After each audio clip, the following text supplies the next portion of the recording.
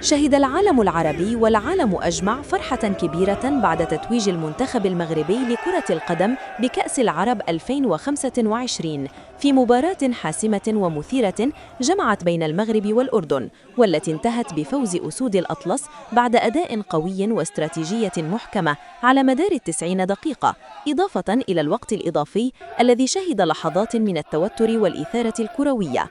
هذا الانتصار لم يكن مجرد فوز رياضي، بل كان لحظة تاريخية وأيقونة للفخر المغربي على المستوى العربي والعالمي، حيث أظهر المنتخب المغربي مستوى عاليا من الانضباط الفني والروح القتالية التي جعلته يتوج عن جدارة واستحقاق.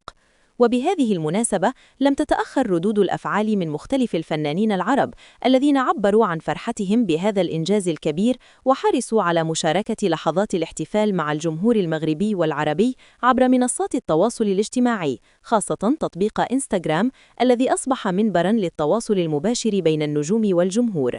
من أبرز هؤلاء الفنانين الفنان المصري محمد رمضان، الذي حرص على التواجد بالمغرب في الوقت نفسه للمشاركة في تصوير أغنيته الخاصة بالكان، حيث نشر مقطع فيديو على حسابه الرسمي وقال فيه بحماس: "من الرباط بقول مبروك للمنتخب المغربي، أبطال العرب، فوز مستحق بحق.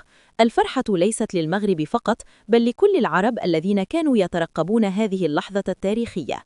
أما الفنانة أحلام فقد أكدت عبر منشور طويل على حسابها الرسمي: "الإنجازات المغربية مستمرة، أسود الأطلس يتوجون بطلاً لمونديال العرب. مبروك للشعب المغربي على هذا الفوز الرائع، فهنيئاً لكل من تابع وأحب كرة القدم العربية. اليوم نحتفل بفريق صنع الفارق وأدخل الفرحة على كل بيت عربي." ولم تقتصر التهاني على نجوم مصر والخليج، بل امتدت إلى الفنانة اليمنية الإماراتية بلقيس، التي نشرت تدوينة مليئة بالحماس كتبت فيها: "مبروك للمغرب، ديما مغرب، ديما توب." المنتخب المغربي اليوم أثبت أنه ليس فقط قوة كروية، بل رمز للفخر العربي. كما كان للفنان العراقي كاظم الساهر حضور مميز ومختلف، إذ اختار أن يعبر عن فرحته بطريقة رمزية عبر نشر صورة له على المسرح وهو يحمل العلم المغربي وقميص المنتخب والكرة، معلقاً: "مبارك للمنتخب المغربي التتويج ببطولة كأس العرب. اليوم نحتفل جميعاً بإنجاز أبطال الكرة الذين جعلوا قلوب العرب جميعها تخفق فرحاً."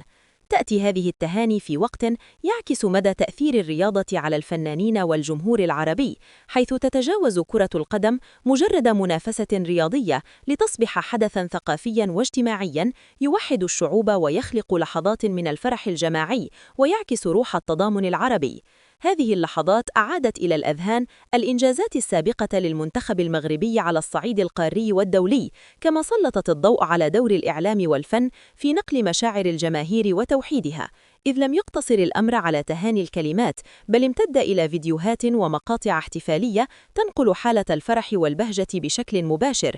من جهة أخرى، لاقت منشورات الفنانين تفاعلاً هائلاً على منصات التواصل، حيث تداول المتابعون الصور والفيديوهات مع تعليقات تحمل الفخر والاعتزاز بالمنتخب. وأظهرت وسائل الإعلام العربية من محطات تلفزيونية وصحف إلكترونية حرصها على تغطية هذا الحدث بشكل مكثف، مع التركيز على ردود الفعل الفنية والشعبية التي جسدت مدى ارتباط الفن والرياضة في الثقافة العربية المعاصرة. وفي ختام الاحتفالات يمكن القول إن تتويج المغرب بكأس العرب 2025 لم يكن حدثاً رياضياً عابراً، بل أصبح رمزاً للوحدة والفخر العربي، وأكد مرة أخرى أن كرة القدم تجمع الشعوب والفنانين والجماهير على حد سواء، حيث تجسدت المشاعر الوطنية والحب للرياضة في تعابير النجوم وأبطال الملاعب على حد سواء، لتبقى هذه اللحظة خالدة في ذاكرة العرب جميعاً.